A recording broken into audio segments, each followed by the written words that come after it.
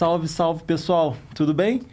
Bem-vindos a mais um Papo de GC. E hoje um papo muito especial, porque eu estou recebendo uma grande amiga minha aqui, a Luísa. Já dei até um spoiler aqui do nome dela, mas ela, sim, que tem uma trajetória incrível, quase 10 anos de casa dentro da RD Saúde, construiu uma trajetória super sólida, desde analista de GC, hoje está na gestão executiva de marcas próprias. Então, Lu, seja super bem-vinda. Um prazer te ter aqui no Papo de GC com a gente. Muito obrigada, Bira. Estou feliz de estar aqui. A gente se conhece já há muitos anos, né? Desde os tempos de analista ali, fazendo um planograma juntos. Então, é um prazer para mim estar aqui hoje no seu podcast. Não, perfeito, Lu. O prazer é todo meu, tá? E aí eu queria até começar te perguntando um pouquinho assim, porque você começou sua carreira basicamente no varejo dentro do GC, né? Hoje você está em marcas próprias, mas seu início foi no GC. E a gente sabe que, diferente de outras disciplinas como marketing, por exemplo, o GC ainda não é tão estudado, digamos assim, você não aprende isso na faculdade, né? Você não aprende na academia. Então, como é que o GC se apresentou para você? Como você caiu dentro do GC e onde você viu que realmente ele era algo que foi apaixonante para você, que você gostava de trabalhar com isso? O GC aconteceu para mim meio por acaso, se é que eu posso dizer assim, né? Eu me interessei muito quando eu vi a vaga, né? No caso da RD Saúde, que eu tô aí há quase 10 anos. Pro perfil que eles buscavam, eu achei que eu tinha muito disso, mas de fato não estudei nada parecido, não tinha trabalhado com nada parecido. Mas eu tenho um viés muito grande para varejo, para consumo, é algo que eu gosto, né? Tanto no pessoal, mas também na parte de estudo, de entender o porquê que as pessoas compram o que elas compram, né?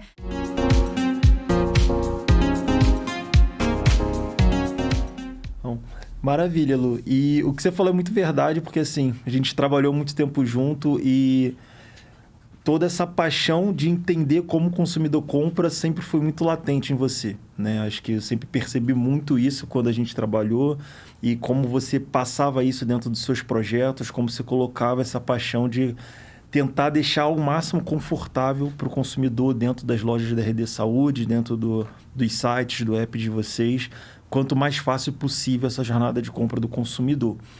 E aí, já linkando um pouco com isso, né, essa facilitação da jornada de compra, muitas vezes o GC ele é ligado de uma maneira muito instantânea ao varejo alimentar, né? Quando a gente fala de GC, até por essa falta de conhecimento, muitas vezes as pessoas ligam o GC ao varejo alimentar. Como foi para você meio que construir o GC dentro do varejo farma? Você que já está quase uma década fazendo isso. Como é que é colocar o GC dentro do varejo farma sem ser tão conhecido, entre aspas, ainda mais há quase uma década atrás, quando você começou a fazer? Eu acho que eu nunca trabalhei no varejo alimentar, então sei na teoria, né? Mas na prática nunca estive lá. Acho que a RD Saúde é um lugar que teve um pioneirismo em trazer o GC e a forma de pensar e motivar e puxar também muitas indústrias a vir junto. Então, eu vejo nesses últimos 10 anos um grande desenvolvimento mesmo da área aqui no Brasil e principalmente no varejo farma, que não é o tradicional em se ter o GC pensando nisso, né?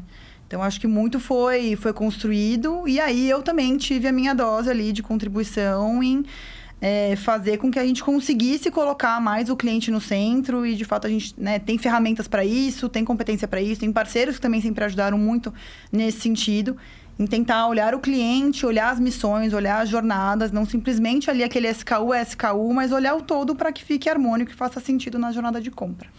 Perfeito. E você acha que essa questão de olhar a jornada de compra, pegar a ajuda dos parceiros, você acha que isso muda muito do que você já ouviu para o varejo alimentar ou é algo que você acha que é um pouquinho similar? Olha, do que eu ouvi, e de novo, né, não trabalhei no varejo alimentar, então sem nenhum julgamento, assim, porque eu não estava lá, mas me parece que no varejo farma existe uma parceria, talvez, mais de longo prazo em alguns projetos, em algum sentido. Acho que tem uma grande diferença, né, Bira, quando a gente fala da parte de saúde, é de fato um tema que existe uma autoridade, né? Uma responsabilidade muito diferente do alimentar. Óbvio que a parte de nutrição também está correlacionada, mas quando a gente vende remédios, suplementos, né? As vitaminas e tudo mais, acho que tem uma responsabilidade grande na saúde das pessoas. E a gente não pode levar isso de forma leviana. Então, são projetos que são construídos a mais longo prazo, com parceiros que também são responsáveis, que têm a mesma forma de pensar que a companhia. Então, acho que tem uma dose de responsabilidade nesse sentido, né, que diferencia bastante do alimentar pensando na longevidade, na construção mesmo de parceria e do cliente voltar, desse shopper voltar a comprar com a gente, sentir seguro ali, sentir que é um espaço de confiança. Então, se eu pudesse pontuar, talvez acho que essa é uma nuance super importante que diferencia ali os dois canais. Não, perfeito. E acho fundamental você colocar esse ponto, acho que da importância da parceria visando o bem final do cliente. Né? Porque eu acho que várias empresas, inclusive de bens de consumo ou farmas, elas colocam dentro das suas missões, dos seus propósitos, né? Como elas melhoram a saúde das pessoas, e acho que você pegar esse gancho e transformar isso em realidade dentro do dia a dia da RD Saúde é fundamental. Então, acho que é muito bacana como vocês conseguem conectar esses propósitos em prol do cliente final, do paciente final de vocês. E aí, até pegando um ganchinho em cima desse ponto de saúde, para mim tem 2 pontos que são fundamentais, até porque eu também trabalhei junto contigo nessas 2 categorias diferentes, que é a categoria de OTC, né, que é o que é vendido, né, os medicamentos sem prescrição, e a categoria de perfumaria, que são 2 universos completamente diferentes ali que permeiam digamos assim, o espaço de venda das farmácias. O que você considera de principal diferença para fazer uma gestão de categorias dentro de OTC ou dentro de perfumaria? Eu enxergo os desafios bastante diferentes, né? Eu acho que cada categoria, cada neogrupo ali, como a gente chama, está num momento de maturidade diferente. E o shopper, o cliente, ele se relaciona diferente com aquele nível de categoria, com aquela dor, digamos assim. Então, quando a gente fala de perfumaria, tem a questão da competitividade de canais, a agressividade de preço, né? A experiência. Então, de fato, dentro da farmácia, a gente tem uma tentativa de especialização, né? De fato, enxergar algumas tendências diferentes para justamente não fazer a mesma coisa que todo o resto está fazendo, já que tem múltiplos canais que estão atuando em muitas daqueles mesmas categorias de produto. Quando a gente fala do OTC, aí eu acho que é um universo já à parte. Mesmo dentro do OTC, a gente tem 2 quebras ali importantes, né? Dos produtos que são mais medicamentosos, que a gente chama de agudos, né? Que tratam de fato uma dor. E a parte dos preventivos, onde são as vitaminas, os suplementos, né? Então, acho que mesmo dentro do OTC tem a dificuldade nos 2. Não só dessa responsabilidade que eu trouxe muito, mas também da parte de baixa penetração, né? A gente tem uma baixa adesão como um todo. Então, por motivos distintos, a gente vê que o cliente tem muito desconhecimento ainda. Até às vezes de nomear a dor que ele está sentindo, né? A gente passou muito isso com gastro, por exemplo. A pessoa, às vezes, ela compra ali uma cesta grande de produtos dentro da categoria de gastro, porque ela não tem muita certeza do que ela está sentindo, ela sabe mais ou menos aonde fica. A mesma coisa com vitaminas, de certa forma, né? A pessoa, ela tem uma dor que ela quer resolver, mas muitas vezes, até por regulamentação, a gente não pode colocar na embalagem exatamente o que a gente gostaria de mostrar para o cliente, que é o benefício. Então, eu acho que são momentos diferentes. O shopper se relaciona diferente com essas categorias, e aí tem o ponto também de regulamentação que às vezes limita, de certa forma, como a gente trata a perfumaria e o OTC. Não, maravilha. E aí, dentro desse contexto, aproveitar e te perguntar, com essas dificuldades, né, os desafios, vamos colocar assim, que você enfrentou, tanto para trabalhar com OTC, tanto para trabalhar com perfumaria, quais foram os grandes aprendizados que você tirou sobre o comportamento do consumidor? Comportamento de jornada de compra. Acho que o aprendizado maior, olhando do GC das 2 categorias, tem a questão nossa do espaço, que é sempre uma dificuldade, quando a gente tenta conciliar tudo que a gente gostaria de dizer no espaço limitado que a gente tem.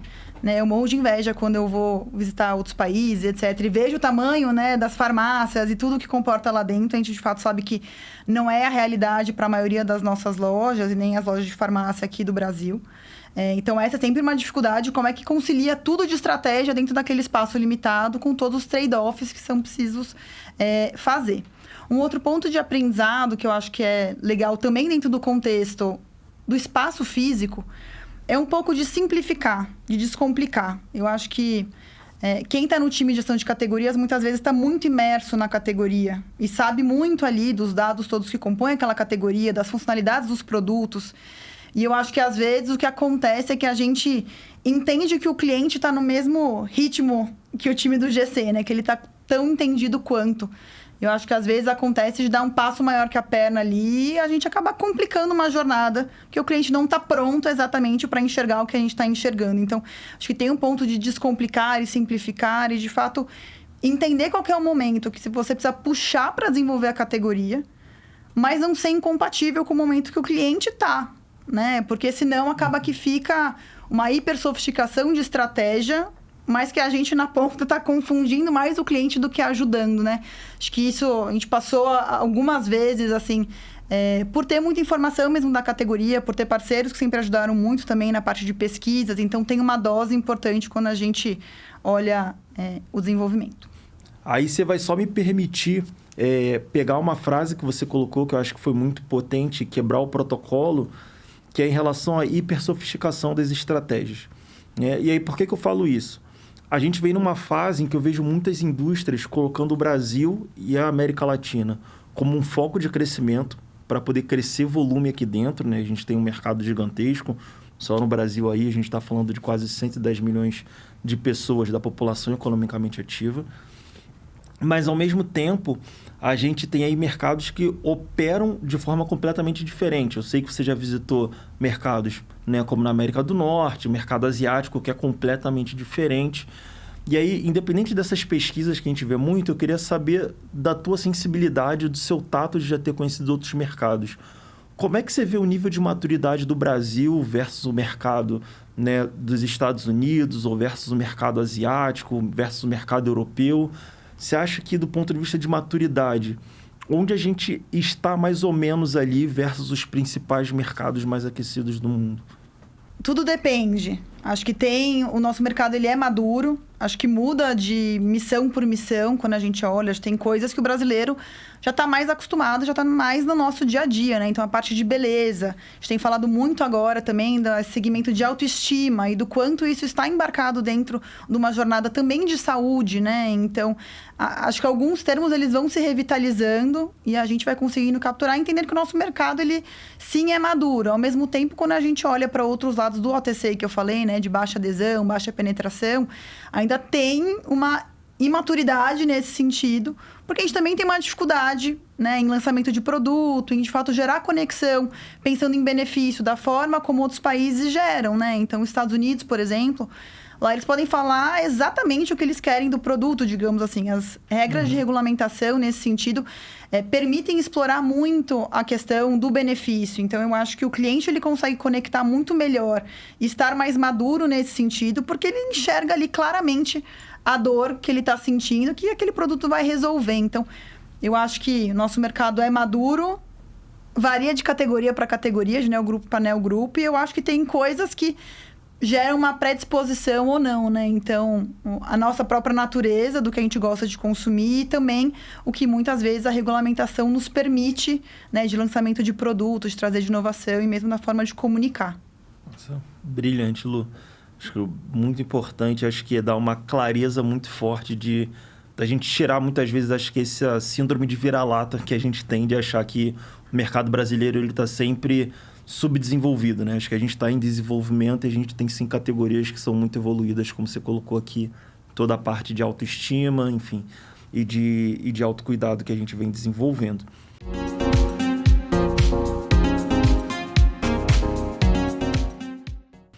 Mas, naturalmente, agora, né, e aí voltando a falar um pouquinho mais do seu estágio atual de carreira, você está numa cadeira agora de liderança de marcas próprias dentro da RD Saúde.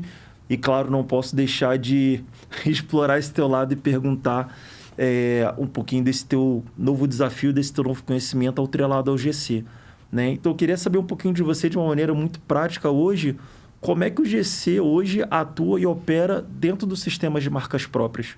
Como é que funciona esse balanço de você ter o GC dentro de uma marca própria operando numa rede do tamanho da RD Saúde?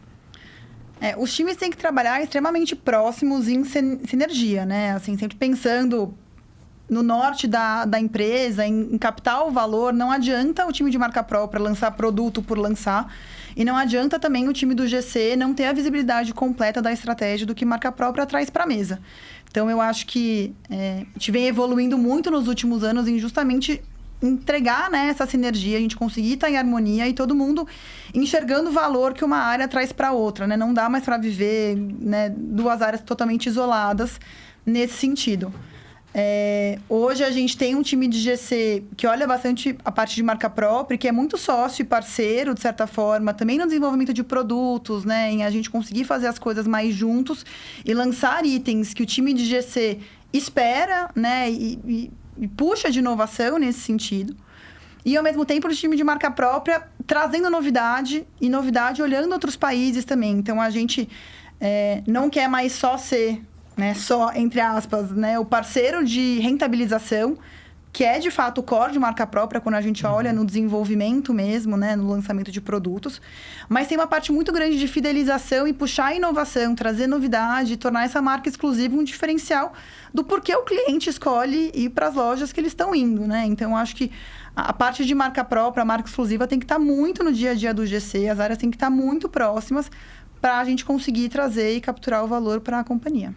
Para mim, tem um ponto muito bacana que você colocou, que é tirar a marca própria simplesmente de um pilar de rentabilização e trazer a marca própria para um pilar para uma alavanca estratégica dentro da companhia, quando se fala de retenção de clientes ou de aumento de penetração. E aí eu queria pegar um pouquinho da tua percepção de como você acha que tem que ser esse novo olhar estratégico da marca própria para ela sair de ser, entre aspas, só um pilar de uma marca, enfim, com um PNL extremamente importante para o varejo e passar a ser um pilar de fidelização, de retenção e de fidelização de clientes dentro do varejista. A gente já vê esse movimento de marcas próprias, marcas exclusivas, mesmo aqui dentro no Brasil, isso hoje já acontece, né? De um pilar mais forte de fidelização até, nesse sentido, de diferenciação. E vê isso muito nos outros mercados fora, né? Então, as marcas exclusivas, as marcas próprias, elas têm um papel muito forte e estratégico e de puxar a inovação, de trazer talvez coisas que outros parceiros nacionais, nesse sentido, não estejam conseguindo trazer, por N motivos que isso pode acontecer. Então, de novo, voltando um pouco na parte da estratégia, os times precisam estar muito alinhados, porque muitas vezes a informação vai vir do GC, que existe esse gap dentro do mercado e que marca própria pode atuar. Às vezes vai ser o contrário, né? Às vezes um parceiro nosso de marca própria, ou a gente numa pesquisa, a gente visitando uma feira, visitando um outro mercado, entende que tem um capability ali de lançar um produto de marca própria num território que talvez nem o time do GC ainda esteja enxergando. Então, acho que a troca é essencial para, de fato, dar esse próximo passo. Porque senão a gente vai ficar sempre nesse mesmo lugar comum de ter uma linha que seja Me Too, que vai gerar ruído em N sentidos, que muitas vezes é só uma discussão de rentabilização e aí a gente consegue ser muito mais que isso. E tem um papel de categoria, né, Bira? Então, tem categorias onde, de fato, a marca exclusiva ela vai ter um papel de rentabilização até pela maturidade, pelo nível de desenvolvimento, pela natureza mesmo de alguns produtos. Tem outras categorias, outras jornadas, onde as marcas exclusivas conseguem explorar inovações, conseguem trazer coisas diferentes. E aí eu acho que a gente, dentro da RD, tem nos provocado muito, olhando para marca exclusiva, para marca própria, em ser também esse ponto de diferencial. Maravilha, Lu. E aí, pensando agora até já um pouco mais em, digamos assim, futuro e de apoio à tomada de decisão, naturalmente, a gente tem aí a inteligência artificial que está chegando como um grande pilar estratégico de suporte para as decisões de negócio de todas as companhias, né? Ainda mais uma empresa do tamanho da RD Saúde. E aí, queria saber um pouquinho como a inteligência artificial ela já está inserida dentro dos moldes, dentro dos dia a dia de trabalho de vocês e como é que você acha que ela pode ajudar cada vez mais a vocês tomarem decisões de negócios assertivas dentro do cenário de marcas próprias.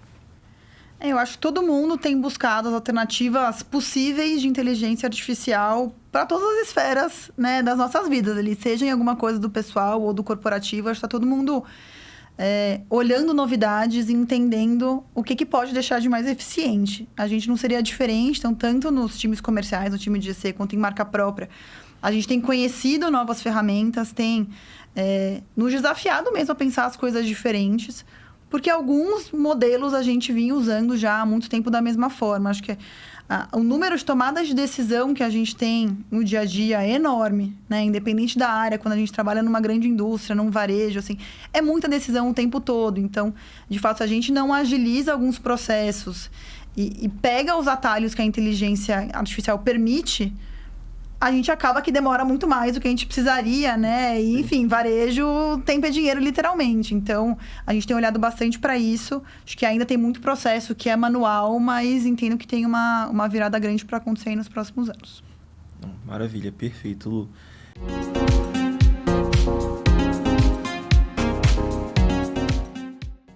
E aí, como tudo que é bom uma hora acaba, a gente está chegando já mais para uma parte final aqui do nosso bate-papo, mas, assim, não é porque vem por último que essa parte ela é menos importante, para mim, muito pelo contrário. E eu queria trazer agora uma parte que para mim é chave, que é trazer um pouco de um lugar de fala e de referência muito importante, né? Porque, como eu falei, a gente começou lá atrás como analista e, assim, te vê hoje numa cadeira de gerência executiva dentro do maior varejo farmacêutico brasileiro, não só brasileiro, mas da América Latina. Assim, é fantástico e para mim é um motivo de admiração, de orgulho muito grande. E aí eu queria que você deixasse algumas dicas e alguns conselhos para as Luísas que estão começando hoje as carreiras, enfim, seja dentro do varejo, seja dentro das indústrias. E para isso eu queria te fazer algumas perguntas. Vamos lá. Né? E aí eu queria começar perguntando um pouquinho para você, assim, o que foi essencial para, digamos assim, essa tua trajetória tão sólida, para esse teu passo a passo tão, digamos assim, consistente dentro do varejo? Você que começou lá como uma analista de GC e hoje está no papel de uma gerência executiva, o que você acha que de fato foi importante para essa tua trajetória dentro da RD? Eu acho que tem uma questão, Bira, de curiosidade. Eu sempre fui muito curiosa. As entrevistas que eu faço, geralmente, eu pergunto se as pessoas são curiosas. Porque eu acho que isso acaba que gera uma motivação, gera uma inquietação que é muito importante, que de fato motiva muito ao longo dos anos a você querer explorar coisas novas, a você querer dominar mais de certos assuntos. Então, tem uma curiosidade que eu acho que dá, de fato, um ânimo diferente para persistir na carreira, né? Nada é fácil, obviamente, tudo exige muito esforço, né? Mas eu acho que se tem a curiosidade, se tem essa inquietação em saber mais, eu acho que tem uma abertura maior para novos desafios, para enxergar as coisas com uma positividade talvez diferente, um otimismo. Então, eu acho que sempre fui muito curiosa, sempre deixei muito claro para as minhas lideranças, né? Que eu estava lá mesmo, que podia confiar em mim, que eu tinha curiosidade de aprender mais. E eu acho que isso ressoa muito bem dentro da companhia como um todo. Assim, eu, hoje, como liderança, adoro ser alguém do meu time que me dê, né, mais ou menos esse sentimento ali. Me traz muito conforto, assim, apostar na pessoa, em saber que ela tá junto mesmo. Então, acho que isso é super importante. Maravilha. E aí, emendando com isso, até pensando nessas pessoas que estão começando a carreira hoje, se você tivesse que listar algumas habilidades que você considera que serão muito importantes para os próximos 3 anos, para alguém que está começando em GC ou do ponto de vista de estrutura comercial, quais habilidades você listaria para essas pessoas?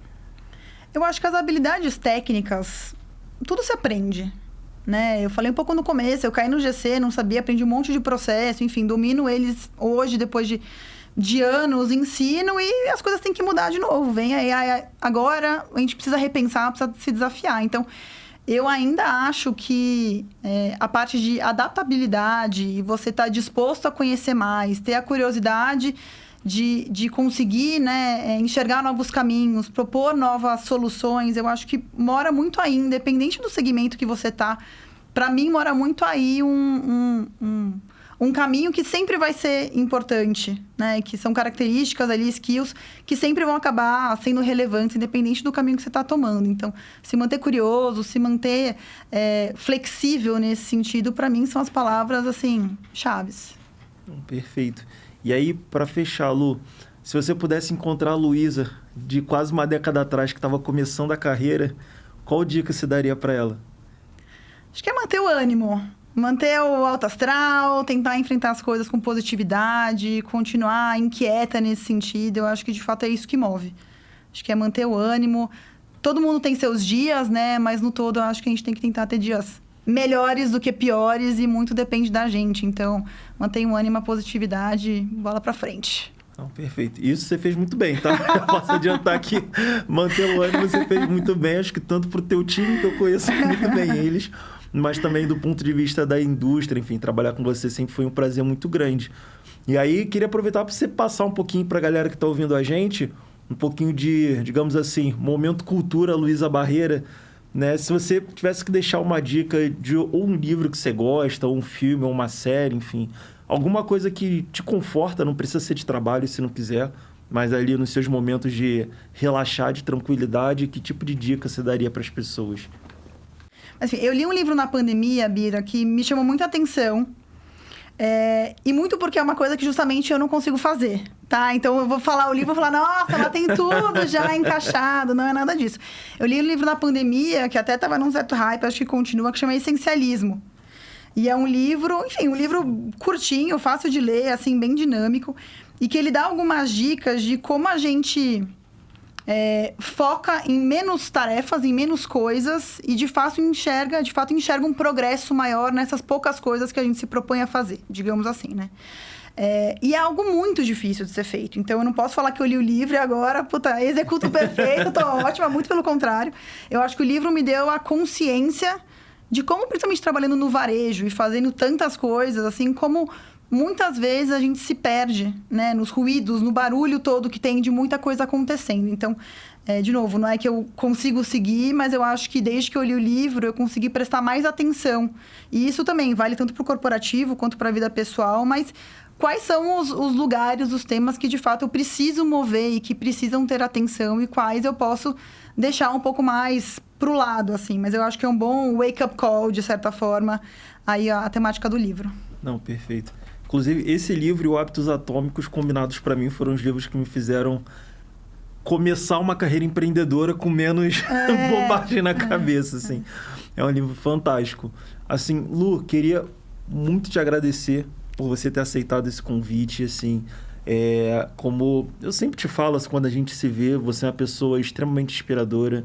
A sua carreira ela é fantástica, mas acho que muito mais do que a carreira, você é uma pessoa muito bacana e que passa uma verdade e uma fortaleza muito legal para todo mundo que te conhece, todo mundo que está em volta de você. Então, assim, obrigado por ter aceitado esse convite, obrigado por estar aqui com a gente. Se quiser deixar, enfim, algumas palavras finais para o pessoal, fica à vontade, mas assim, do nosso lado foi um prazer enorme estar mais uma vez presente aqui junto contigo. Eu que agradeço, foi muito bom, uma experiência nova para mim participar aqui de um podcast, mas foi uma delícia conversar com você, te ver aqui de novo, então conta comigo para o que precisar.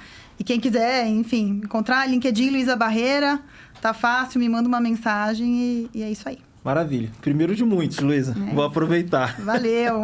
Valeu, obrigado, Lu. Pessoal, obrigado. Até o próximo episódio.